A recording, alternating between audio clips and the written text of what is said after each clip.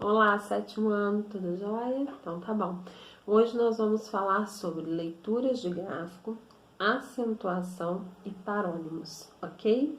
Esse vai ser o assunto. A gente vai começar com o livro didático na página 49 e hoje nós vamos concluir esse capítulo do livro, ok? Então abre lá na página 49, leitura de gráficos e resumos. Olha só, gente, quando a gente quer fazer uma reportagem, a gente quer com que essa reportagem fique cada vez mais densa, cada vez mais aprofundada, com grandes conhecimento, que possa levar grande conhecimento ao público leitor, entendeu? Que possa, né, trazer à tona coisas mais relevantes. Nós sempre utilizamos outros recursos, como eu falei na aula passada, outros gêneros para que possa ampliar ainda mais a reportagem, trazer mais conhecimento para ela. Então, no caso, muita reportagem se utiliza de gráfico e é muito importante que a gente aprenda a ler esses gráficos, justamente para a gente poder entender a reportagem, entender o que está sendo dito. Então, a leitura de gráficos se faz de maneira muito importante, realmente, para o entendimento geral de um outro texto, tá bom? E o gráfico e o resumo também são gêneros textuais, porque são maneiras de expressar que a gente utiliza no nosso dia a dia os textos. Então, o gráfico é um texto também, é uma leitura, a gente está fazendo uma leitura ali. E essa leitura ela tem que ser justamente assim, muito bem avaliada, como está falando aí na página 49, lá no terceiro parágrafo, olha só. No quarto parágrafo, faça uma leitura atenta, buscando informações que permitam responder às questões do tipo: quem são as pessoas, quantos, qual o número, qual o maior, qual o menor, por que essa variação. Isso é ler um gráfico, isso é ficar atento. E se for necessário, a gente lê aquele gráfico mais de uma vez para a gente poder entender. Então, hoje a gente tem aqui na página 50 dois gráficos que a gente vai ler junto, para vocês poderem entender bem como que se faz uma leitura de um gráfico, ok? Então, vamos lá. No gráfico 1, por exemplo, começando a ler o título, que está falando lá em cima, ó.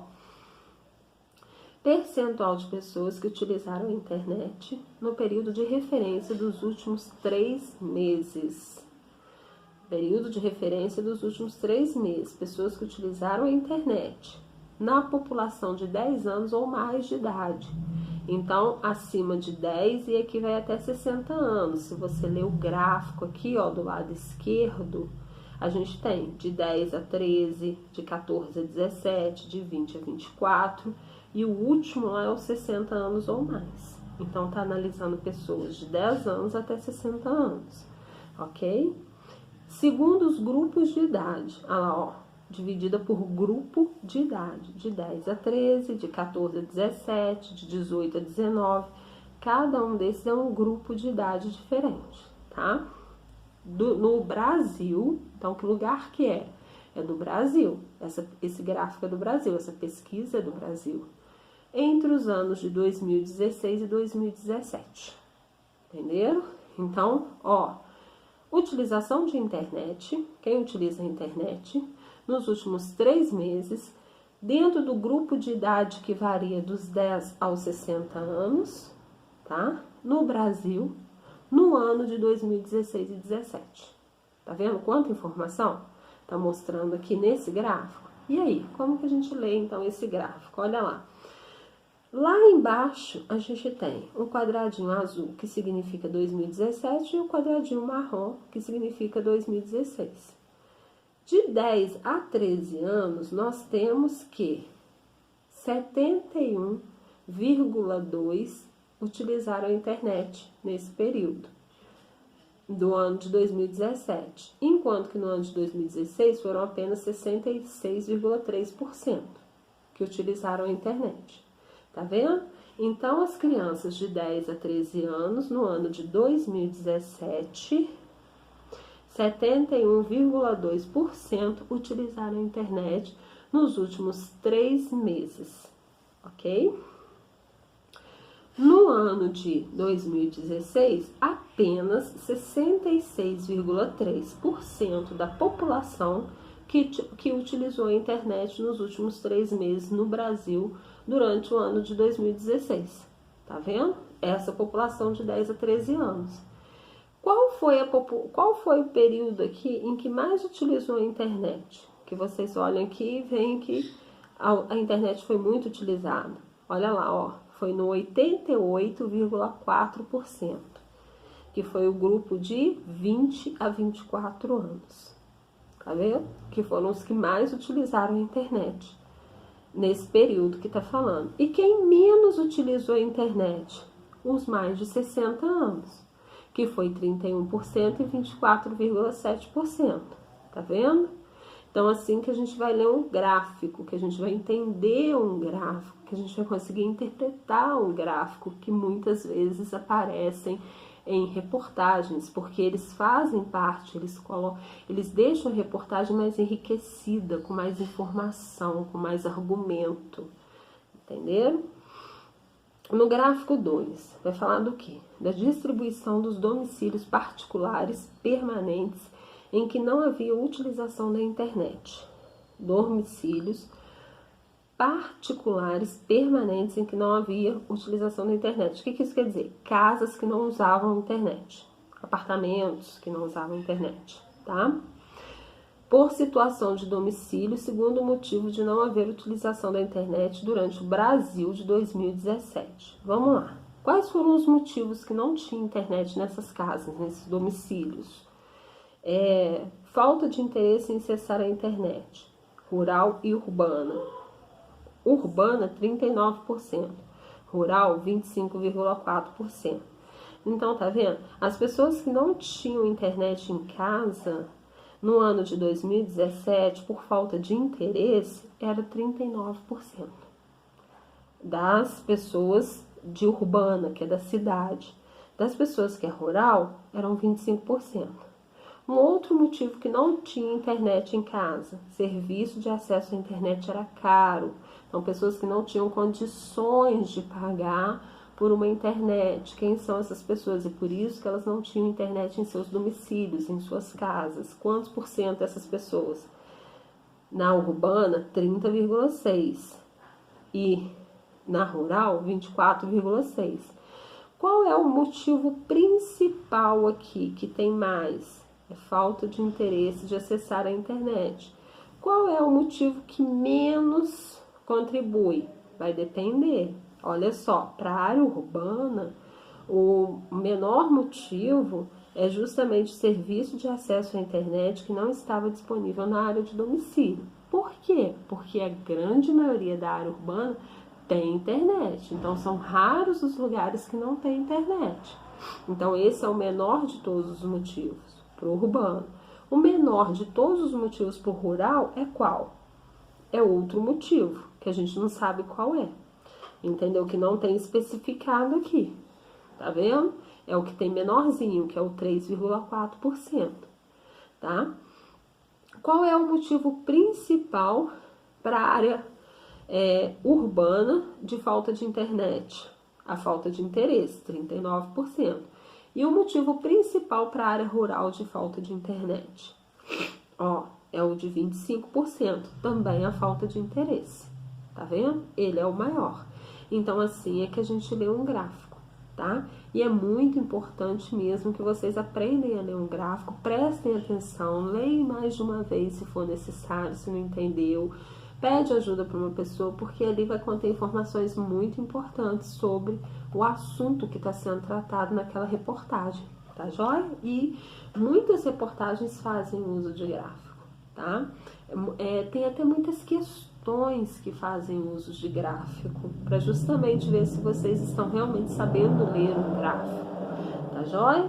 Aí pode fazer então a página 51.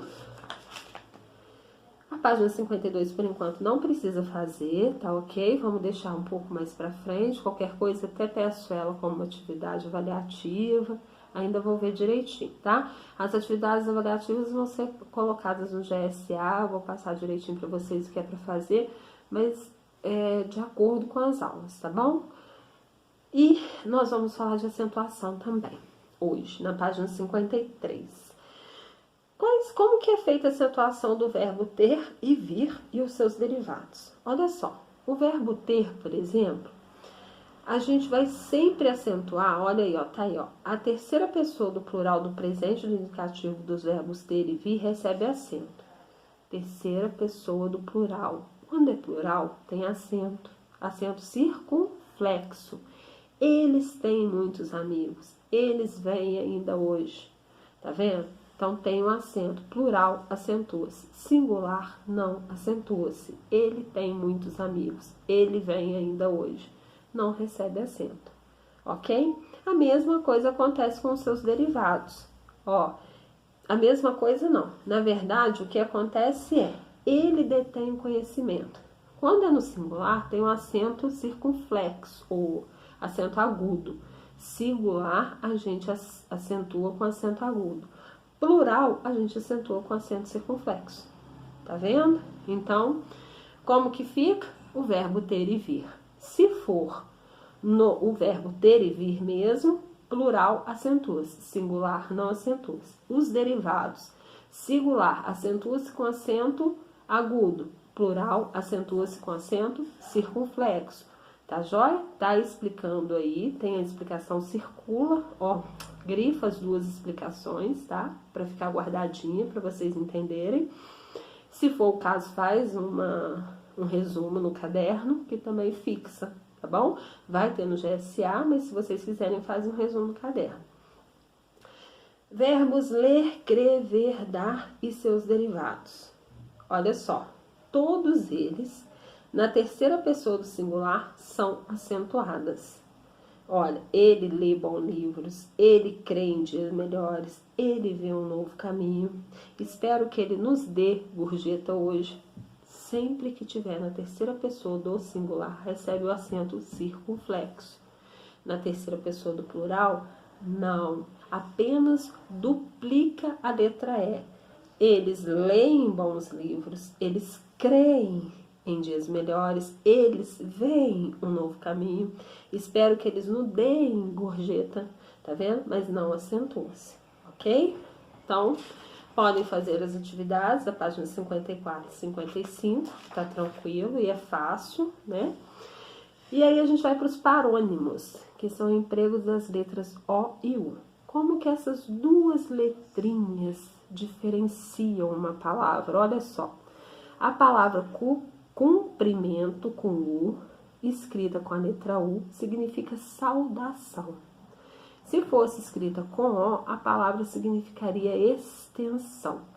Portanto, gente, uma única letrinha que mudou na palavra muda o seu significado, muda o seu valor semântico, muda aquilo que dá sentido àquela palavra. Entendeu? Então tem que prestar muita atenção para não errar, porque uma única letrinha faz você errar totalmente.